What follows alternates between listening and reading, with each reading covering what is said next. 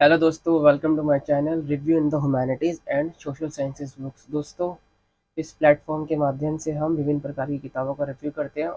साथ के साथ आपको बताते हैं कि सिलेबस के अकॉर्डिंगली आप किन किताबों को परचेज़ कर सकते हैं और अपने एग्ज़ाम को क्लियर कर सकते हैं। तो आइए ज़्यादा टाइम ना ख़राब करते हुए यूनिट 4 की बात करते हैं। इसका नाम है कंपैरेटिव पॉलिटिक्स एनालिसिस। आइए तो दोस्तों, मैं आपको बताता हूँ इस सिलेबस की 4th यूनिट को क्लियर करने के लिए आप कौन सी किताब का इस्तेमाल कर सकते हैं। दोस्तों, सर्वप्रथम ये किताब आती है तुलनात्मक राजनीति, संस्थाएं एवं प्रक्रियाएं। इसके संपादक करता है तपन विस्वाल। दिल्ली यूनिवर्सिटी एसओएल विश्वविद्यालय के ये प्रोफेसर हैं। एसओएल में एसओएल से आप ग्रेजुएशन पोस्ट ग्रेजुएशन कर सकते हैं कॉरेस्पॉन्डेंसली। देखिए दोस्तों, ये रहा लेखकों की सूची, जो कि ये सिद्ध करती है कि ये एक किताब ऑथेंटिक किताब है, प्रमाणिक किताब है, जिसका एक एक चैप्टर अलग अलग प्रोफेसर्स द्वारा दिया गया है। बात कर लेते हैं तपन विस्वाल की। दिल्ली दिल्ली विश्वविद्यालय के ओपन लर्निंग के प्रोफेसर हैं। ये शिवाजी कॉलेज के हैं, विष्णु सत्यपति। और ये राप्ती मिश्रा जवाहरलाल नेहरू, मनीष कुमार, रामलाल आनंद कॉलेज, कमलाकांता राउल, ये है मिरांडा हाउस में। मोहिंती आपको मिलेंगी खालसा कॉलेज में, निवेदिता गिरी मिलेंगी आपको कालिंदी में, संजीव कुमार जी मिलेंगे आपको जाकिर हुसैन में, मधुस्मिता गिरी जवाहरलाल नेहरू, स्मिता अग्रवाल रामजस में। ये विभिन्न प्रकार के प्रोफेसर अलग अलग यूनिवर्सिटी से जुड़े हुए हैं। विशेषकर नॉर्थ कैंपस की अगर हम बात करें, विश्वविद्यालय से ये सब जुड़े हैं। आइए बात करते हैं दोस्तों अपने सिलेबस पर। दोस्तों, सर्वप्रथम कंपैरेटिव पॉलिटिक्स को जानने के लिए, पॉलिटिकल एनालिसिस को जानने के लिए हमें अप्रोचेस से सामना करना पड़ेगा। अप्रोचेस मतलब दृष्टिकोण, उपागम, जैसे कि institutional, political culture, political economy and new institutionalism and comparative methods. तो दोस्तों, हमें इस किताब में मिलेगा।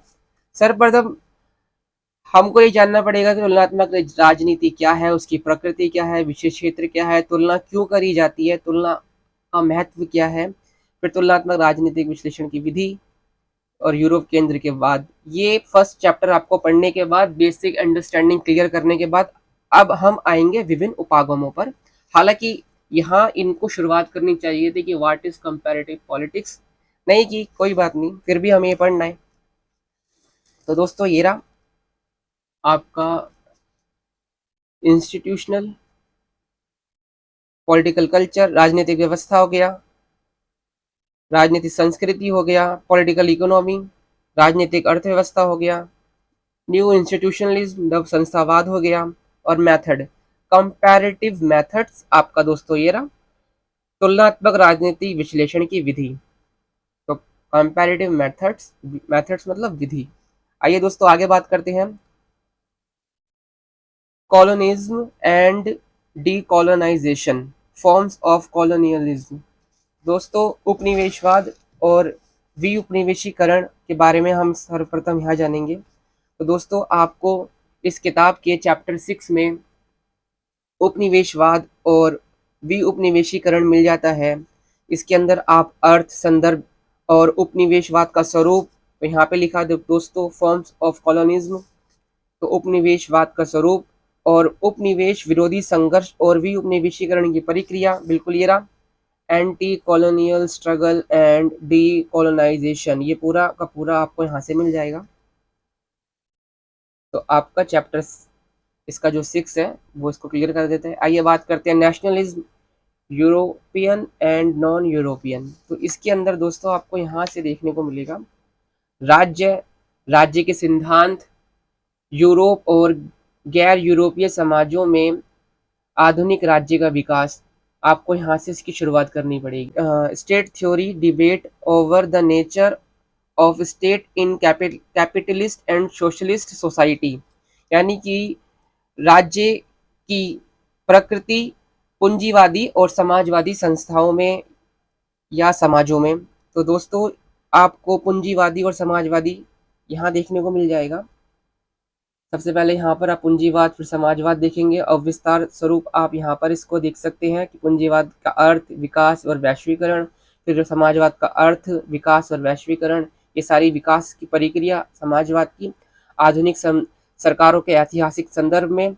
और इसी के साथ आपको इसके अंदर यहाँ मिल जाएगा डिबेट वाला, राज्य का स्वरूप और तुलनात्मक शासन प्रणालियां।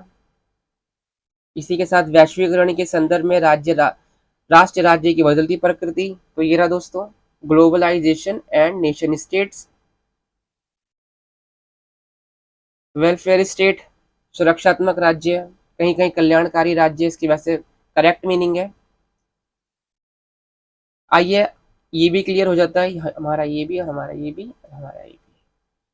पॉलिटिकल रेजिम्स, राजनीतिक शासन, इसके अंदर आएगा आपका लोकतांत्रिक और गैर लोकतांत्रिक। तो दोस्तों अभी इसको छोड़ते हैं, आगे बढ़ते हैं। फिर आता है आपका कॉन्स्टिट्यूशनल एंड कॉन्स्टिट्यूशनलिज्म, इसे भी छोड़ते हैं। हमारा 1 और 2 छूट जाता है, निशान लगा के रखते हैं इस पर। आगे बढ़ते हैं। डेमोक्रेटाइजेशन, लोकतंत्रीकरण। तो दोस्तों आपका इस किताब के चैप्टर 12 में लोकतांत्रिकरण मिल गया। यहाँ पे लोकतांत्रिकरण की प्रक्रिया, उत्तर उपनिवेशवाद में लोकतंत्र, उत्तर सत्तावादी में लोकतंत्र, उत्तर साम्यवादी देशों में लोकतंत्र और समकालीन लोकतांत्रिक उत्थान। यहाँ पर आपको सैमुअल पी हंटिंगटन के द थर्ड वेव डेमोक्रेटाइजेशन वाली एक किताब मिलेगी, उसका यहाँ पर विस्तृत से व्याख्या की गई है, जो कि एग्जाम के पॉइंट ऑफ व्यू से काफी बढ़िया है। दोस्तों फिर आते हैं अपने डेवलपमेंट पर।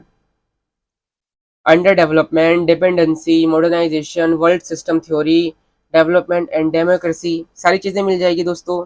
आधुनिकरण का सिद्धांत, मॉडर्नाइजेशन, अल्प विकास, अंडर डेवलपमेंट, अंतर निर्भरता, डिपेंडेंसी, विश्व व्यवस्था, वर्ल्ड सिस्टम थ्योरी। क्या छूट गया कुछ? Actor and process, electoral system, political party, party system, interest group. तो दोस्तों हम यहाँ पर जब इसकी विस्तृत तौर पर चर्चा करेंगे और इसको विस्तृत तौर पर अध्ययन करेंगे तुलनात्मक राजनीतिक व्यवस्था का और निर्वाचन व्यवस्था का, तो इसके अंदर सारी चीजें मिल जाएगी आपको।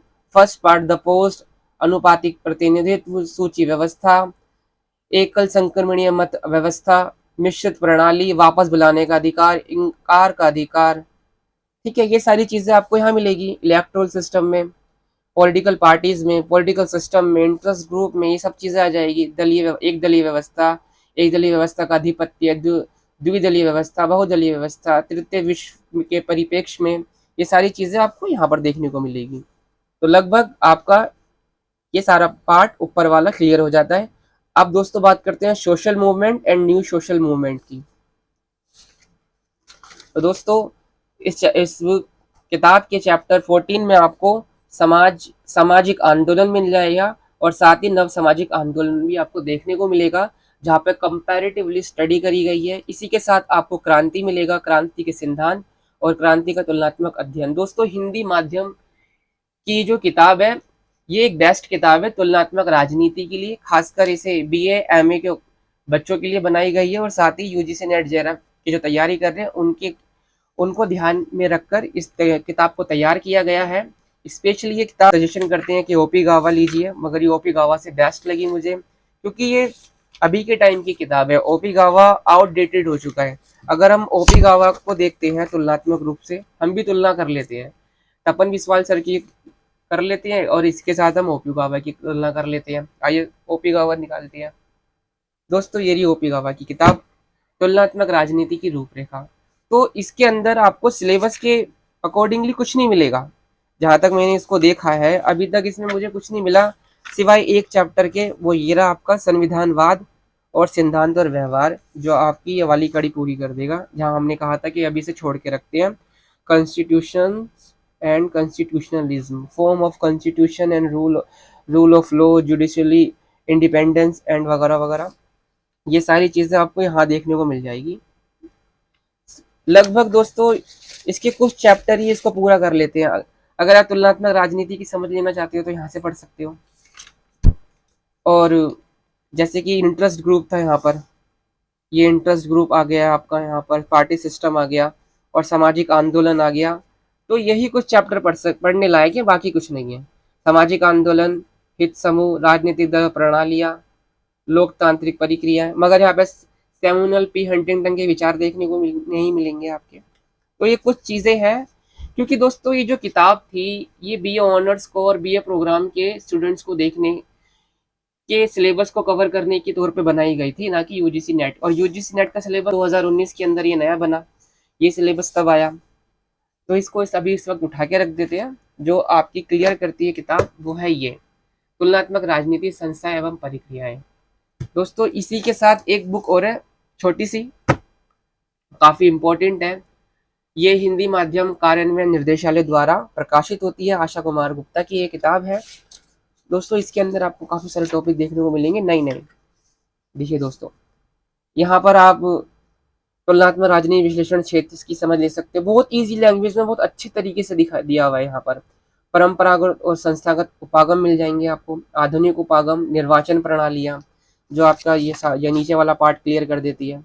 इसके साथ इसी के साथ आपको दलीय प्रणाली मिल जाएगा। दलीय प्रणाली दोस्तों यहाँ मिल जाएगा। पॉलिटिकल पार्टीज यानी राज्य की बदलती भूमिका, वैश्वीकरण, आओ यहाँ पर मिलते हैं। वैश्वीकरण, ग्लोबलाइजेशन एंड नेशन स्टेट्स, यहाँ पे बहुत अच्छे से दिया हुआ है। यहाँ पे आपको सैमुअल पी हंटिंगटन के विचार भी देखने को मिल जाएगा। दोस्तों ये जो हमारा पार्ट था, जो अभी मैंने कहा था इसे छोड़ के रखना, ये तो ओपी गुप्ता से पूरा, ओपी गावा से पूरा हो गया। ये जो पार्ट था हमारा पॉलिटिकल रेजिम्स, यही यानी कि राजनीतिक शासन, लोकतांत्रिक और गैर लोकतांत्रिक के अंदर दोस्तों आपको कुछ हद तक, पूरा कंप्लीट नहीं कह रहा मैं, कुछ हद तक आपको इसके 7 चैप्टर में देखने को मिलेगा, जहाँ पे लिखा हुआ है सत्तावादी व लोकतांत्रिक शासन प्रणाली में तुलना। तो दोस्तों आपको यहाँ पर ये टोटलिटेरियनिज्म और ये आपका ये जो डेमोक्रेटिक है यानी कि लोकतांत्रिक और सत्तावादी, इसके अंदर कंपैरेटिवली स्टडी इन 2 पार्ट की वो आपको यहाँ देखने को मिलेगी। पूरा नहीं, मैं अभी मना कर रहा हूँ कि मैं पूरा नहीं बोल रहा, कुछ पार्ट यहाँ देखने को मिलेगा। और फिर सत्तावाद से लोकतांत्रिकरण, सत्तावाद से किस तरह विभिन्न देश लोकतांत्रिकरण की ओर संक्रमण किया, यहाँ पर आपको सैमुअल पी हंटिंगटन के विचार मिल जाएंगे। जो सिलेबस के मुताबिक वो ये रहा, डेमोक्रेटाइजेशन, ये पूरा आपको लाइन यहाँ से इधर मिल जाएगी देखने को।